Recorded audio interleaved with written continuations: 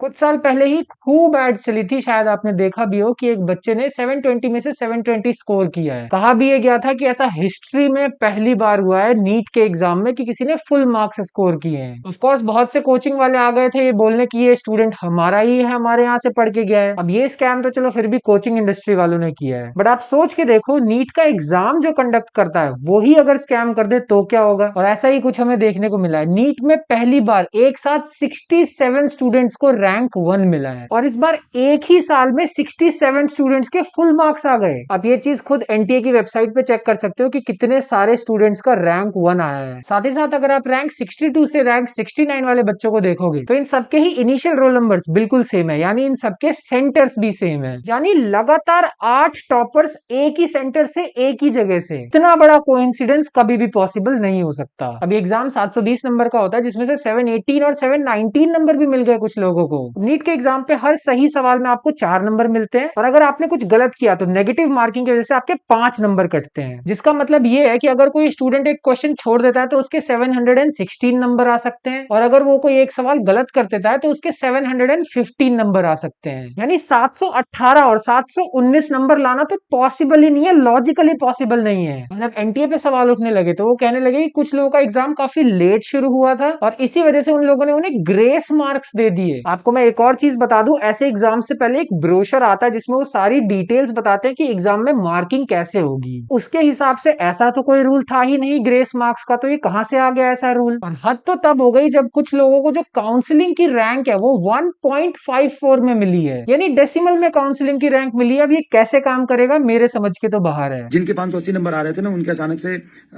580 से वो 590 हो गए, 690 हो गए। जिनके 600 आ रहे थे उनके 702 हो गए।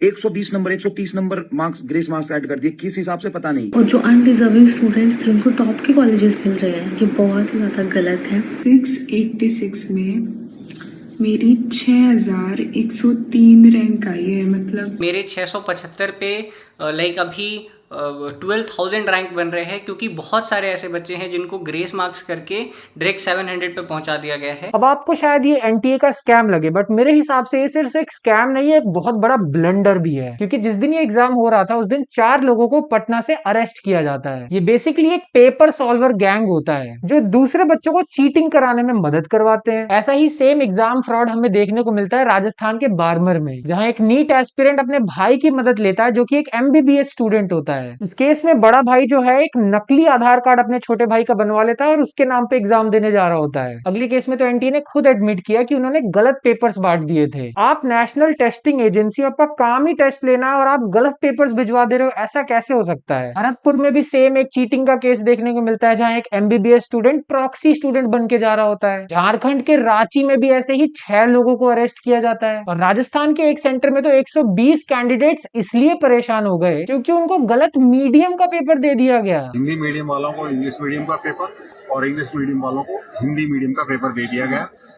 जिस वजह से बच्चों ने जो है आपत्ति दर्ज कराई। सेम गलत पेपर बांटने का सिलसिला और भी छत्तीसगढ़ जैसी जगहों पे हमें देखने को मिला। अब ये गलत पेपर्स की वजह से स्टूडेंट्स का जो टाइम वेस्ट हुआ, उसी चीज को इन लोगों ने बोला है कि हमने ग्रेस मार्क्स में बढ़ाया है। पहली बात तो अगर किसी के साथ गलत हुआ है तो उनका एग्जाम दूसरी बार होना चाहिए। ग्रेस का सिस्टम कहाँ से निकाल दिया बीच एग्जाम में, और इतने सारे ब्लंडर एक ही टाइम पे हो कैसे गए। ये तो वो ब्लंडर है जो मैं ढूंढ पाया हूँ। हो सकता है इससे भी बहुत सारे ब्लंडर्स हुए पूरे देश में। मैं बैठा तो मैं इंग्लिश का पेपर दिया गया, फिर मैंने मैम से बोला कि मैम हिंदी वाला पेपर आना है।